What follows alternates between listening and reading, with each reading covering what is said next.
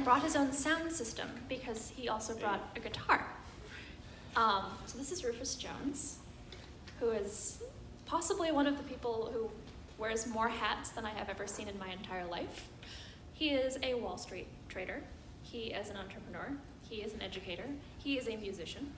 And he is a researcher in the field of stereotype threat. So by day, he is a trader and also the co-founder of a literary foundation. I emailed you all about him earlier today, so I hope you're very excited. This topic is one of the most important things that we can discuss during the fellowship because it affects everybody. We had a talk on it a couple of years ago, and it was one of the absolute favorite talks. And the professor who gave that talk recommended that Rufus do it this time, and we are really excited to have him here. So thank you so much, Rufus, for being here today.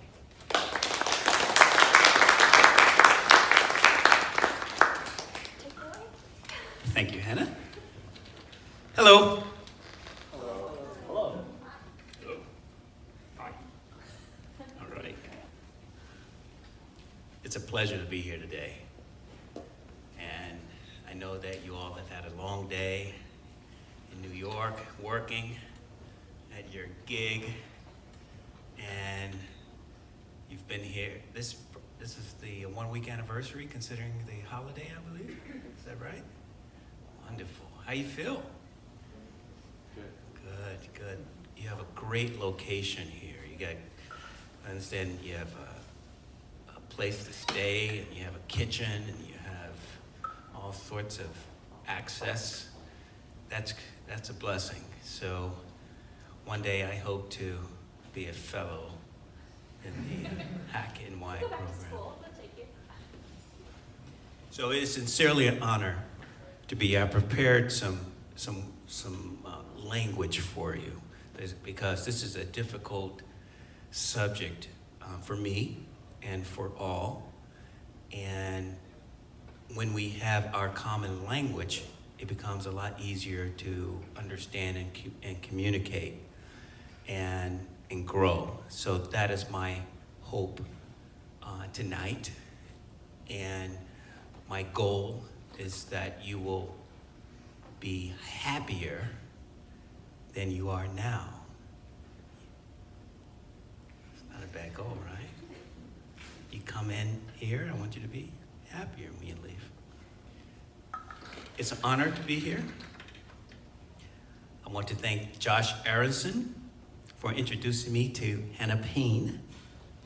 And I thank Hannah for hosting, and I thank the hackNY staff for giving me the opportunity to spend a few minutes with you today. I'm here to give my perspective on how issues pertaining to stereotype threat might impact you as you move onto a range of professions in tech and face an uncertain transition from the hackNY Fellows Program, because you have concerns about how your race, gender, age, ethnicity, and a host of related identities might influence perceptions about you. My goal is to share my takeaways from the research on stereotype threat and encourage you to read the research, to highlight the strategies that researchers have suggested that have worked for me and those that may not have worked for me, and to leave time to discuss your concerns about these strategies. And we'll do a little music as well. Does that sound okay? In 2016, when I read a book, Whistling Vivaldi by Claude Steele, for the first time and learned about stereotype threat, I felt relief. Stereotype threat is a thing. It's something. I now had the research and the language and vocabulary to express my feelings and emotions. I could name it Stereotype Threat. Hit the delete button and keep it moving.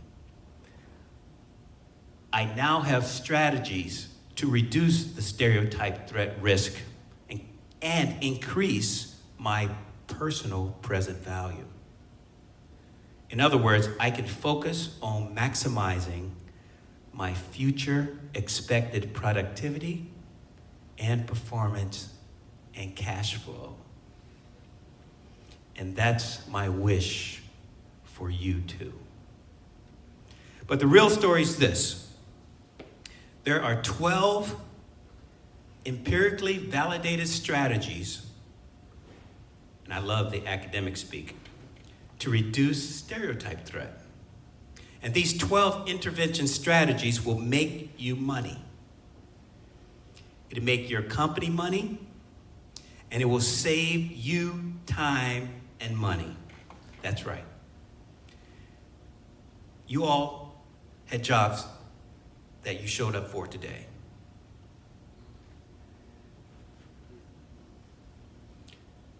The company, I would assume, was a for-profit company. Were there any nonprofit companies that you work for today?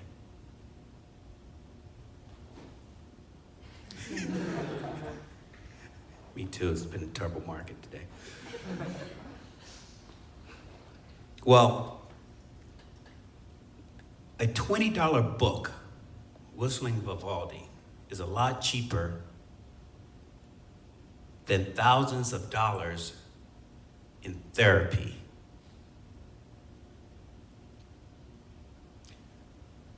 Would you care to have the answers to the test and hear the list of those 12 empirically validated strategies? I'm going to go through them fast. And I want you to think about these strategies as I tell a story. And you will hear me weave in this language through some of these experiences in my life. Here they go, the 12 empirically validated strategies to reduce stereotype threat. Remove cues that trigger worries about stereotypes. Convey that diversity is valued. Create a critical mass. Create fair tests. Present them as fair and as serving a learning purpose. Value students' individuality. Improve cross-group interactions. Present and recruit positive role models from diverse groups. Help students manage feelings of stress and threat. Support students' sense of belonging. Convey high standards and assure students of their ability to meet these standards. Promote a growth mindset about intelligence. Value affirmations to reduce threat and stress. That's it.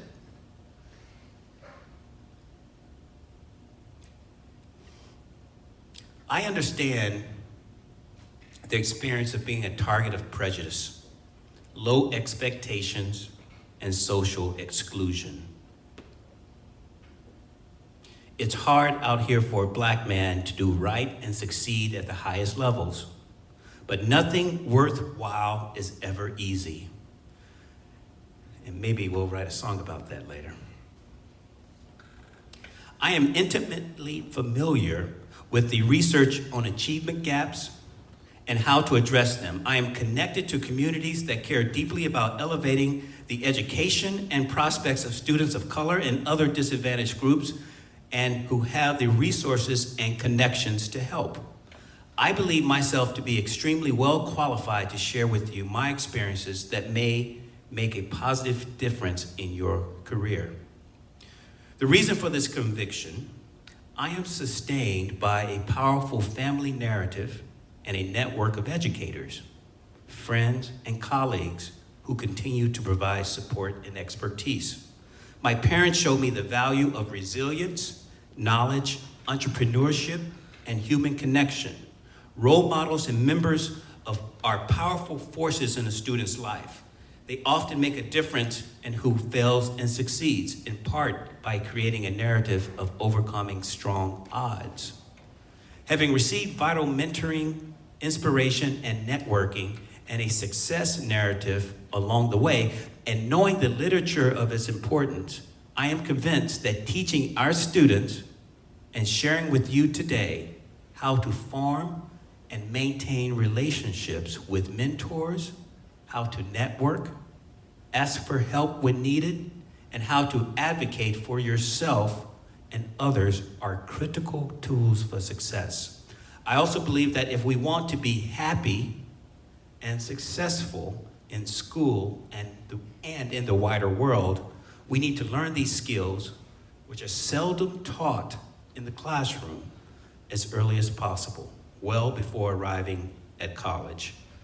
Preparation, hard work, and grit, I have learned, are necessary but not always sufficient for students of color.